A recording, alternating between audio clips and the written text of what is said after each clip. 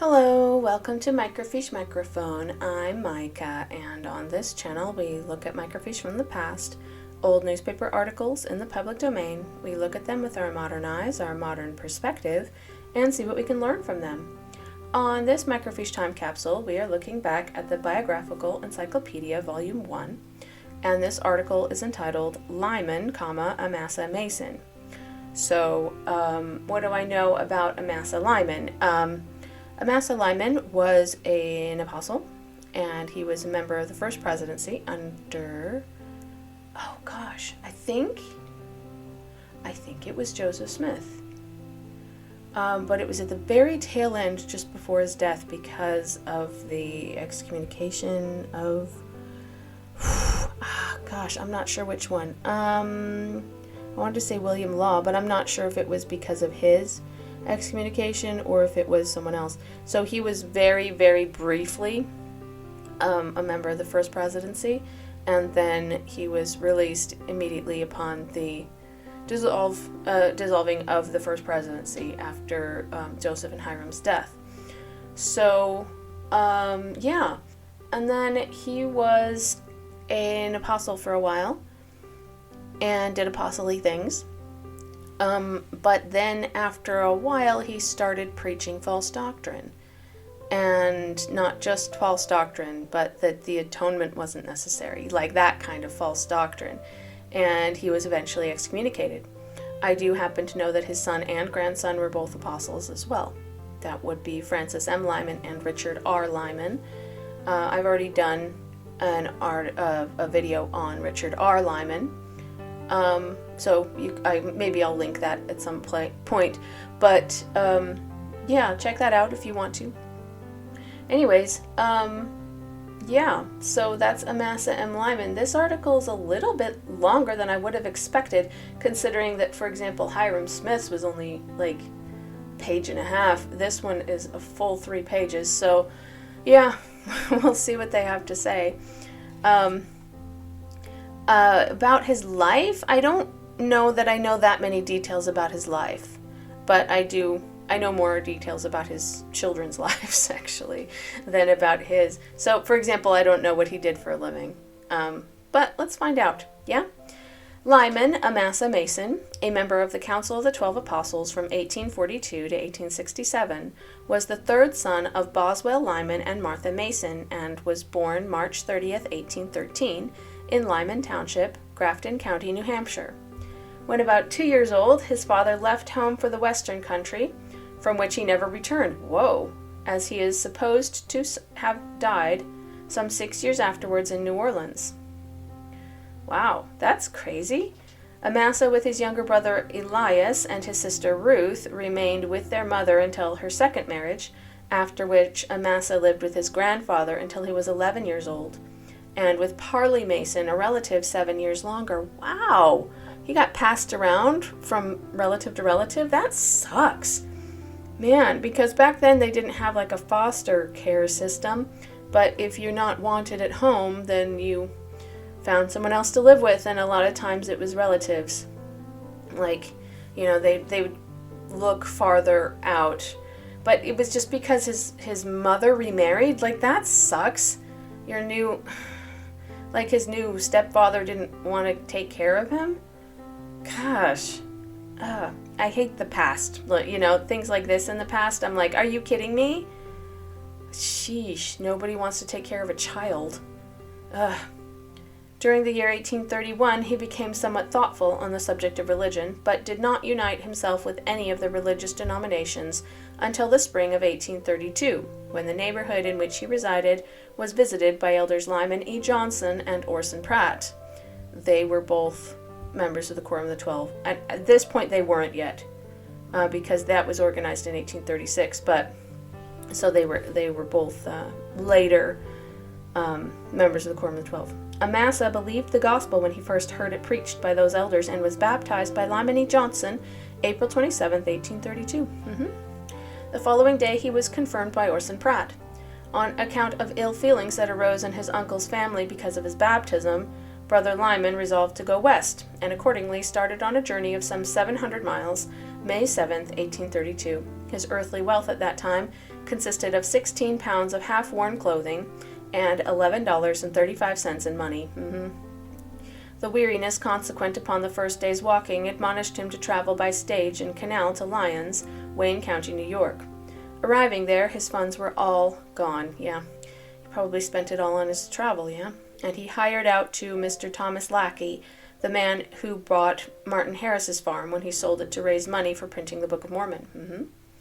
Brother Lyman worked for this man 2 weeks and earned money to take him to Buffalo, whence he took a steamer to Cleveland, Ohio, and from there he walked 45 miles to the residence of John Johnson at Hiram, Portage County, Ohio. See, I didn't know any of this. That's interesting.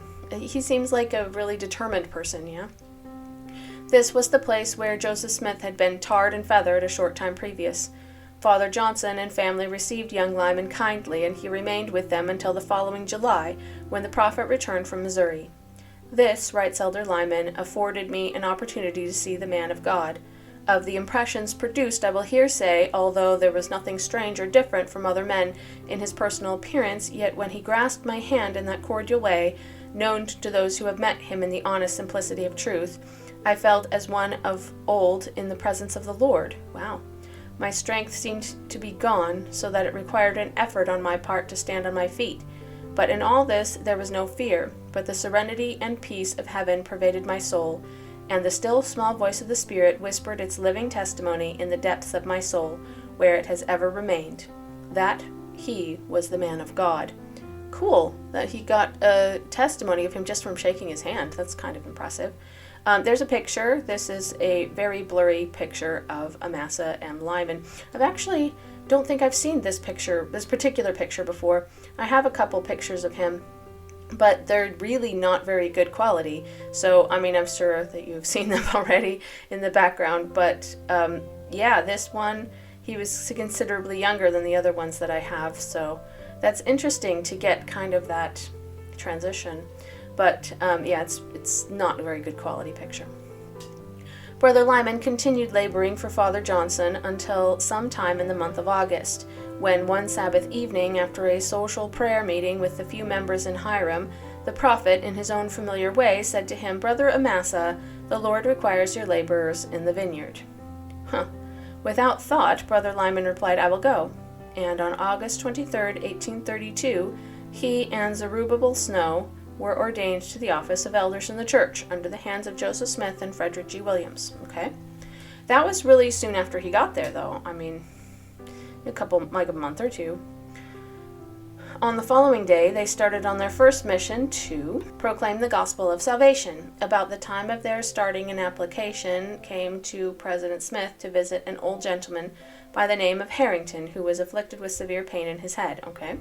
From a press of business, Joseph could not go, but instructed Brothers Lyman and Snow to call upon the old man, which they did, and as they came near the house, before they entered, they heard his groans extorted from him by pain, which seemed intolerable. The missionaries entered and introduced themselves, being strangers. They then prayed for and laid hands upon him in the name of Jesus, and rebuked his pain, which was instantly removed, and the sufferer rejoiced and praised God, who had so signally blessed him. That's cool. I like that story. From this place, the missionaries continued their journey, and the following Sabbath evening they met in prayer meeting with a few saints in Chippewa Township. A few non-members also attended, among whom was a Miss Smith, who reclined on a bed in the corner of the room. The brethren sang a hymn and prayed, and Elder Snow proceeded to make some remarks, when in an instant a cry of alarm from the bed attracted the attention of all. On stepping to the bedside, the elders discovered that Miss Smith's face and her entire form were distorted in the most shocking manner. Her eyes were glaring wildly, but apparently sightless. Her respiration was very difficult, and her limbs were rigid as iron. The common restoratives were used without effect. The elders laid their hands upon her and rebuked the devil, when she was instantly relieved. But in another moment she was bound as before. They now kneeled down by her bed and prayed, when she was again released and asked for baptism, stating that she had been acting against her convictions of right in some conversations the missionaries had held with her during the day. They repaired to the water, and there, under the mantle of night, introduced the first soul into the church as the fruits of their labors. Okay. I don't know. stuff like this, like having people being distorted, I wonder what actually caused it. Because obviously she wasn't possessed by a devil. I'm sorry, but I don't believe that. What I can picture is that she had some sort of physical condition, like maybe she was having a seizure, or possibly like maybe like a muscle cramp of some kind. I don't know exactly. Yeah. It would be very concerning to me to see something like that, because I would ask myself what's causing it. I mean, stuff like that could be tetanus, for example. Yeah, I would be worried. Praying over her and having her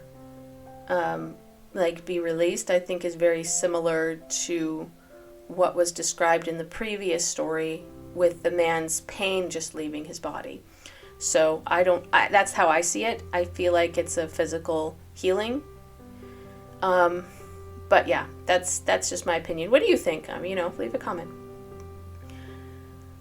During the following winters, elders Lyman and Snow labored in southern Ohio and Campbell County, Virginia.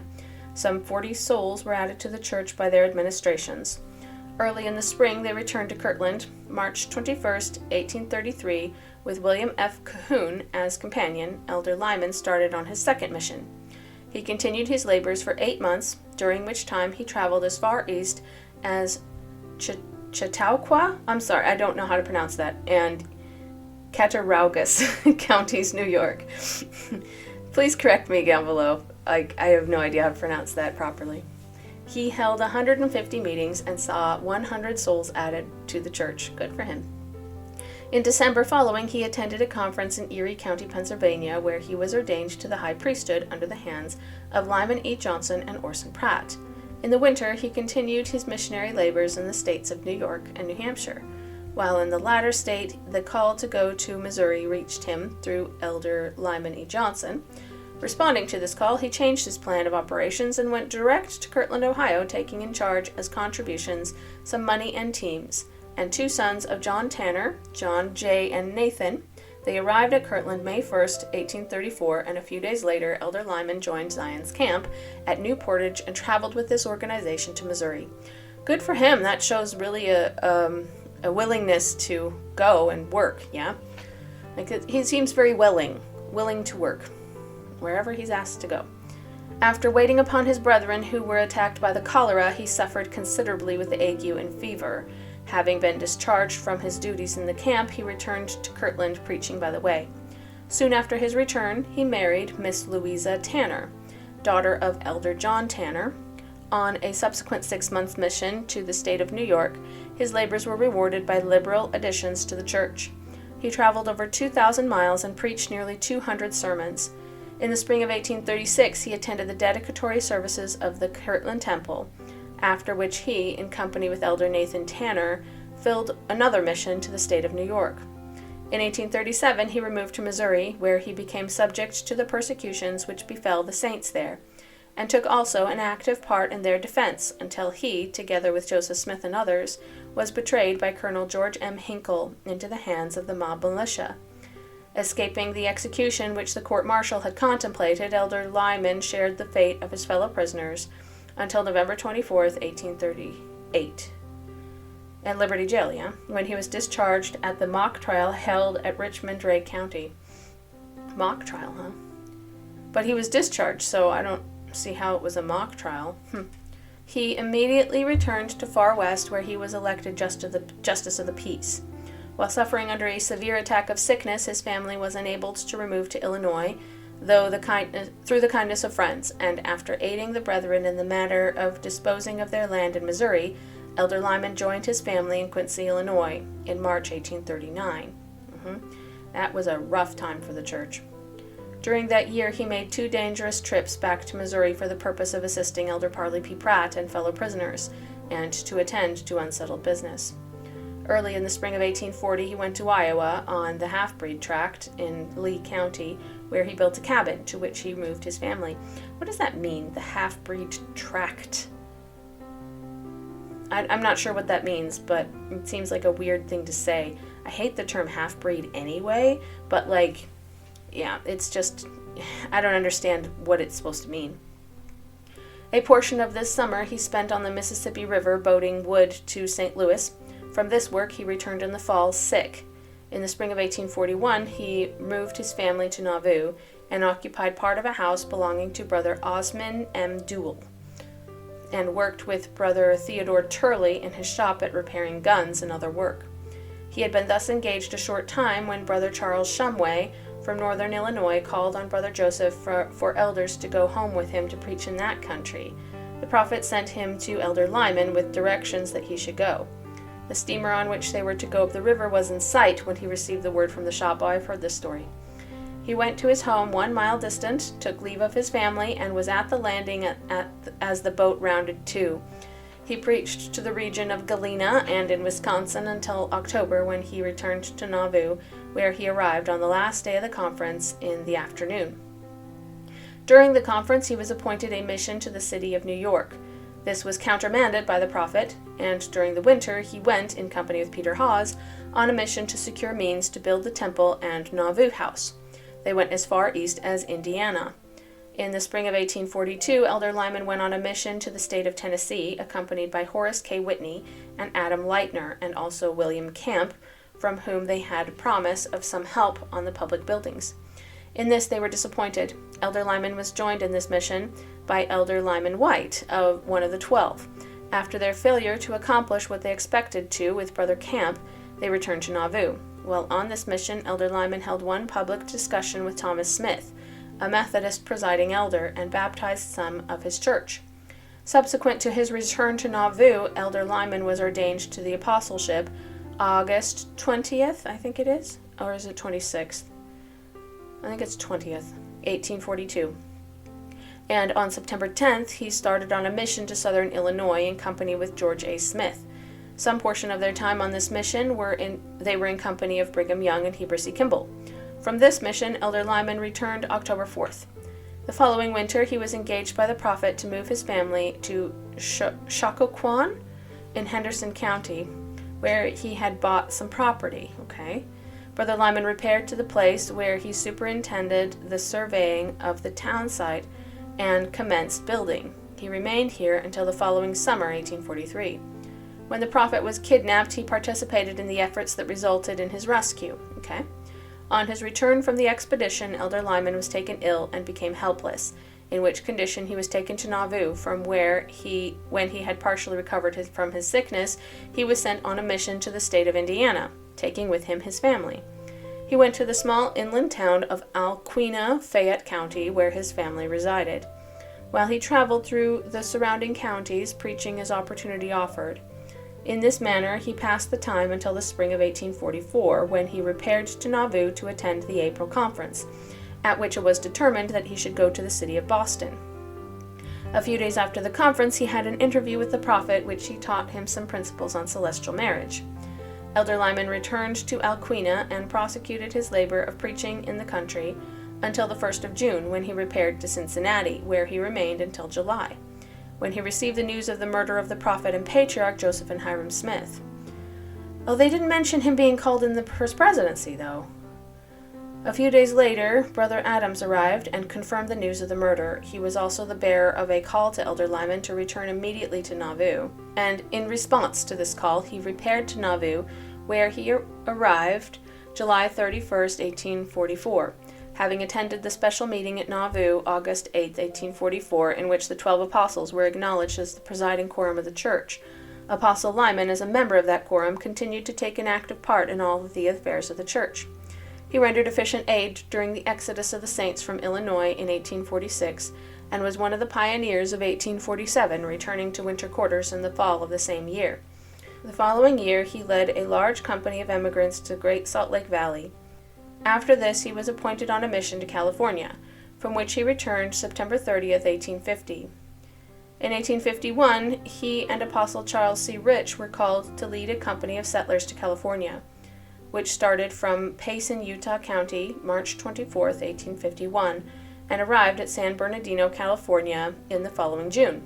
Oh yeah, I forgot he was involved in San Bernardino.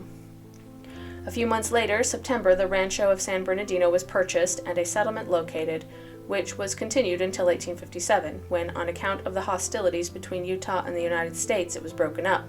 The inhabitants were moved to Utah. In 1860, Elder Lyman was sent on a mission to Great Britain, arriving in Liverpool, England, July 27th. In connection with Apostle Charles C. Rich, he presided over the European mission until May 14, 1862, when he embarked to return home. While on this mission, he delivered a remarkable sermon at Dundee, Scotland, March 16, 1862, in which he denied the atonement of the Savior. Yeah. Some years later, he was summoned to meet before the First Presidency of the Church to answer the charge of having preached false doctrines. He acknowledged his error and signed a document dated January 23, 1867, in which he also asked forgiveness of the saints. But soon afterwards he again preached the same strain and was finally excommunicated from the church, May 12, 1870. He died at Fillmore, Millard County, Utah, February 4, 1877. For further details, see Millennial Star, Volume 27, page 472, Historical Record, Volume 6, page 122. Yeah, that's what I said. Preaching false doctrine.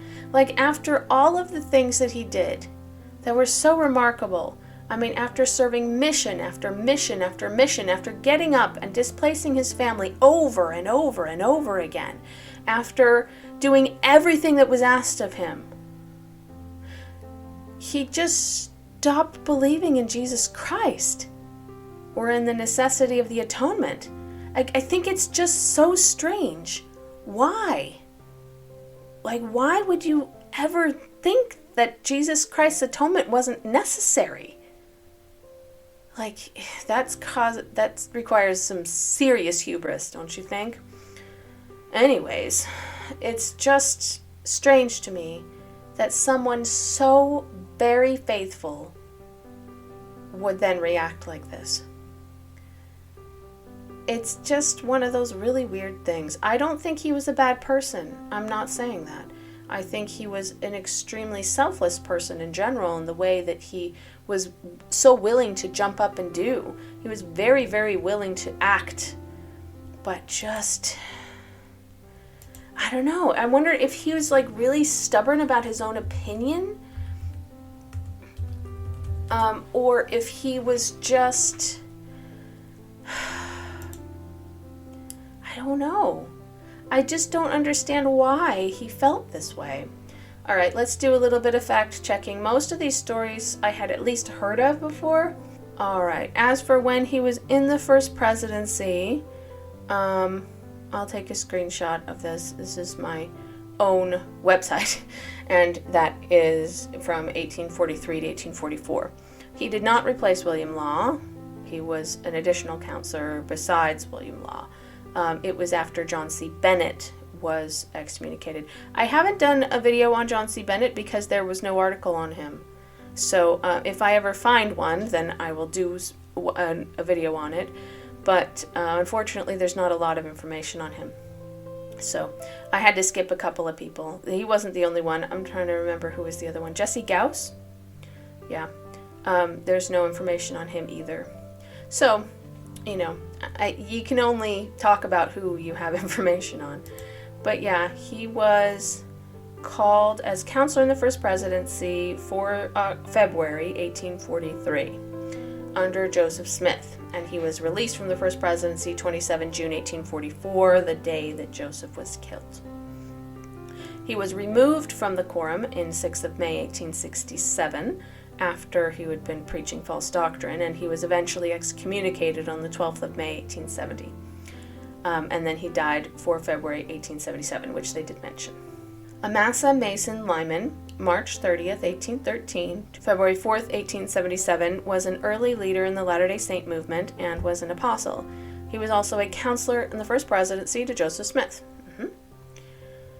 Early life and conversion. Lyman was born in Lyman, New Hampshire, the third son of Roswell Lyman and Martha Mason. I didn't catch that he was born in this city that was named after probably his ancestors. Ancestral home, maybe? In the spring of 1832, Lyman was met two traveling Latter-day Saint missionaries, Orson Pratt and Lyman and Johnson. Lyman was baptized a member of the Church of Christ on April 27, 1832 by Johnson. On April 28th, Lyman was confirmed by Pratt. After becoming a Latter-day Saint, Lyman traveled 370 miles to Palmyra, New York, where he hoped to meet Joseph Smith and Martin Harris. Smith and Harris had lived in the Palmyra area when they published the Book of Mormon and organized the church in 1830. When Lyman arrived in Palmyra, he discovered that Smith and Harris had moved to Ohio the previous year, and that Smith was currently visiting Missouri. Determined to join the Latter-day Saints in Ohio, Lyman found temporary employment on the farm of Thomas Lackey, who had bought Harris's farm. Yeah, they mentioned that. Harris had sold it to raise money for the publication of the Book of Mormon. After working for 2 weeks, Lyman earned enough money to take a ship from Buffalo, New York to Cleveland, Ohio. From Cleveland, Lyman walked the 45 miles to Hiram, where he was told Smith and his family were living. When Lyman met John Johnson, the owner of the house where Smith was living, he discovered that Johnson was the father of the missionary who had baptized him just weeks before. Johnson invited Lyman to live at his house and work on his farm. Lyman did so from June 5th until August 1832. Yeah, where he's called on a mission, yeah? Lyman met Smith on July 1st when Smith returned to Hiram from Missouri. Missionary service and church leadership. In August 1832, Smith told Lyman that the Lord requires your labors in the vineyard. Lyman agreed to serve a mission for the church. On August 23rd, Lyman was ordained an elder by Smith and Frederick G. Williams. The following day, he departed with Zerubbabel Snow as a missionary. Lyman served with Snow and William F. Cahoon in the eastern United States, preaching as far east as Cabell County, Virginia, and present-day West Virginia. On December 11, 1833, Lyman was ordained a high priest by Lyman E. Johnson and Orson Pratt, the same elders who had taught and baptized him in 1832, Lyman returned to church headquarters in Kirtland, Ohio in May 1835. At a conference of the church in June, Lyman was called by Smith to be a member of the newly organized First Quorum of the 70. Oh, cool. They didn't mention that, so in 1836, Lyman received the Kirtland Endowment in the Kirtland Temple. Yeah, it's kind of a precursor to the modern-day endowment, yeah? Marriage and family. In 1835, Lyman married Louisa Maria Tanner in Kirtland, and they had 8 children. In April 1844, Smith taught Lyman the principle of plural marriage, as he warmly grasped my hand for the last time, Lyman later recalled. Smith said, Brother Amasa, go and practice the principles I have taught you, and God bless you. Soon, Lyman married his first and second plural wives, Deontha Walker and Caroline Partridge. In 1846, Lyman married 4 additional wives, Eliza Maria Partridge, one of numerous widows of Smith, and the 25-year-old sister of Lyman's wife Caroline, Paulina Eliza Phelps, Priscilla Turley, and Cornelia Levitt. In 1851, Lyman married his 8th and final wife, Lydia Partridge, a sister of his wives Caroline and Eliza. Oh, geez. He married 3 sisters? Like, that's so weird. I don't think I would enjoy that. All right. Additional missions. Lyman served several missions in the church, preaching in Vermont, New Hampshire, New York, Wisconsin, Illinois, and Tennessee. In 1838, Lyman followed Smith to far west Missouri, where Smith relocated the headquarters of the church. Lyman participated in the Battle of Crooked River, a skirmish between Latter-day Saints and a Missouri militia unit from Ray County, which occurred on October 25, 1838. In 1839, Lyman traveled with the Latter-day Saints to their new headquarters in Nauvoo, Illinois. In 1841, Lyman was appointed regent of the newly organized University of Nauvoo. Okay, they didn't mention that. On August 20th, 1842, Smith called Lyman to serve as an apostle of the church. It was the 20th. That's good. Lyman filled a vacancy in the Quorum of the 12 created by the excommunication of Orson Pratt, which was very brief, and then he was reinstated like 6 months later or something. 5 months later, on January 20th, 1843, Pratt was rebaptized and restored to his former position in the Quorum of the 12, As the most junior and the 13th apostle, Lyman was excluded from the quorum, but only briefly. Like, he didn't lose his ordination. He just was like, well, I guess since it's the Quorum of the 12 and it says 13, so we're going to delay you being in the quorum for a while until there's a vacancy. On February 4th, 1843, Smith called Lyman to serve as an additional counselor in the First Presidency. Due to the turbulence of the years 1843 and 1844 for the Latter-day Saints, especially after Smith's death, Lyman was never sustained at a conference of the church to this position. Yeah, that's probably true. But the thing is, they weren't that consistent with sustainings at the time. They really only started sustaining regularly after Joseph's death. because Brigham Young wanted to ensure that everybody knew who was called to what and see that they sustained them. Because there was such controversy over the succession, to the church, to the leadership of the church. So Brigham Young was very adamant about sustainings, but Joseph not so much. So it doesn't really surprise me that Joseph was like, whatever, it's not that big a deal, Follower of Brigham Young. In July 1844, while traveling, Lyman learned that Smith and his brother Hiram had been killed by a mob at Carthage, Illinois. He returned to Nauvoo when apostles Brigham Young, Heber C. Kimball, Wilford Woodruff, Pratt, and Lyman White arrived in Nauvoo on August 6th. Lyman sided with the group of Latter-day Saints who supported the leadership of Young and the Quorum of the 12 Apostles, as opposed to that of Sidney Rigdon, Smith's first counselor in the first presidency. Young restored Lyman as a member of the Quorum of the 12 Apostles on August 12, 1844. In 1847, Lyman and his 7 wives and children traveled with the Mormon pioneers who followed Young to the Salt Lake Valley in present-day Utah. Young chose Lyman and Charles C. Rich to lead an expedition to establish a Mormon foothold in the San Bernardino Valley in Southern California, a long-held ambition for Young. In March 1851, 437 Latter-day Saints under the leadership of Lyman and Rich left Great Salt Lake City. After traversing the Cajon Pass, the group purchased Rancho San Bernardino from the Lugo family and built Fort San Bernardino. The fort quickly grew into a burgeoning settlement, reaching a population of 3,000 in 1856 and spurring the creation of a new county, split off from Los Angeles County in 1853, and the incorporation of a new municipality in 1854. Lyman served as the first mayor of San Bernardino. Yeah, he was pretty important at the time. At least they have a decent amount of pictures here. But he clearly had a full beard, but so that first picture we had was kind of interesting to see him without a beard. Charges of heresy and excommunication. In 1860, Young appointed 3 of the 12 apostles, Lyman, Charles C. Rich, and George Buchanan, to the presidency of the church's European mission. On March 16, 1862, Lyman preached a sermon in Dundee, Scotland, which all but denied the reality of and the necessity for the atonement of Jesus Christ, which is a central tenet of the LDS Church. His speech appears to have been overlooked for years, but on January 21, 1867, Lyman was brought before his fellow quorum members to answer for his heretical words.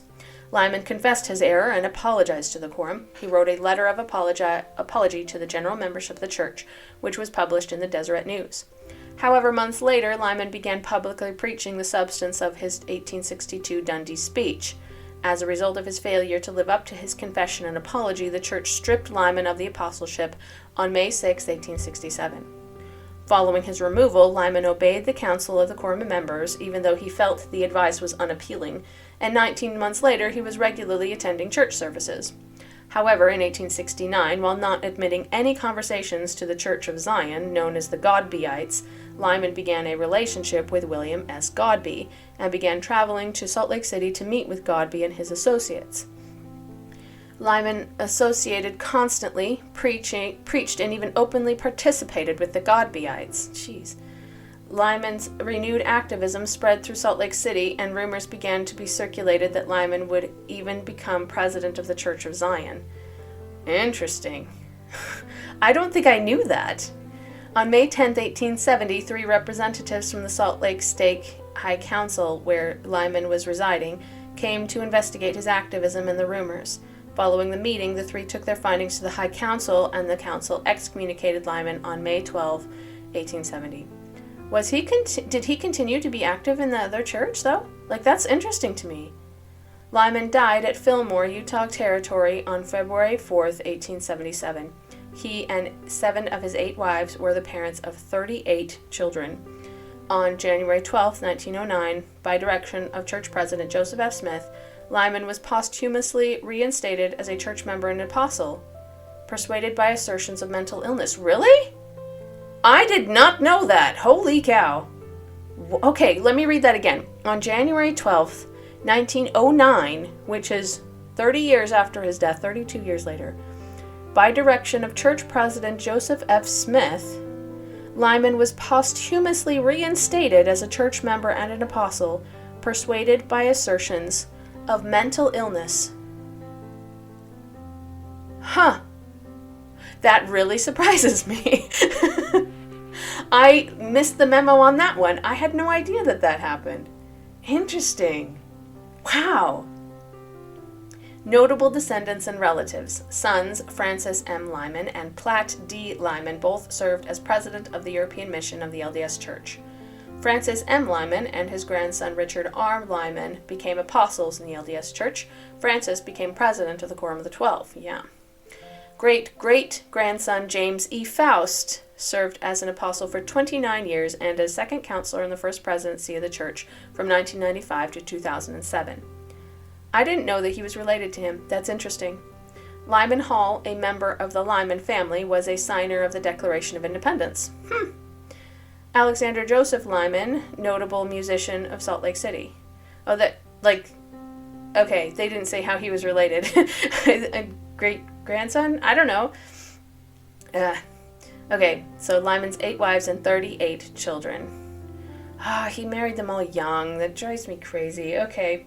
Year of marriage, 1835. Louisa Maria Tanner, her age 17, his age 22, number of children 8. Yeah. 1843, he married Diantha Walker. Her age was 27, his age was 30. Okay, at least about his age, you know. No children. 1844, he married Caroline Partridge. She was 17 and he was 31. Fantastic. 6 children. 1846, Eliza Maria Partridge. She was 23, he was 33. 5 children. That's not that bad, I guess. 1846, he married Paulina Eliza Phelps. She was 19, he was 33. They had 7 children. Okay. 1846, he married Priscilla Turley. She was 17, he was 33. They had 6 children. Yeah, well, to be fair, back then, that was age of consent. I'm pretty sure it was 16 at the time. 1846, he married Cornelia Levitt. She was 21, he was 33. They had 2 children. And in 1853, he married Lydia Partridge. She was 23, he was 40, and they had 4 children, with giving a total of 38 children that he fathered. Okay, I don't like that they were all much younger than him, but to be fair, he married them all before he was 40, so I don't know. It was a bit sketchy even at the time, but it wasn't so bad that he would have been canceled for it, so to speak. Anyways, that was really interesting. I learned several tidbits that I did not know. I didn't know that he was very active in the God-beite religion, and I didn't know that his blessings were posthumously reinstated. I had no idea that that was even a thing. You know that it's a thing because people can be baptized posthumously, but I didn't know that they had done it in his case. That's really interesting. As a church member and an apostle. Joseph F. Smith? That's interesting. Anyways, I hope you learned something too. I found that fascinating. What do you think of Amasa M. Lyman? Like I said, I don't think he was a bad person. I think that he was, I would say misguided, but I don't really understand what his motive was in preaching that the atonement wasn't necessary. Is that just pride, or is there some deeper doctrinal reason for that? What do you think? I have no idea, but it's just, asking the universe the question. Anyways, if you like the video, please give it a like, subscribe to the channel, and I hope to see you in the next video.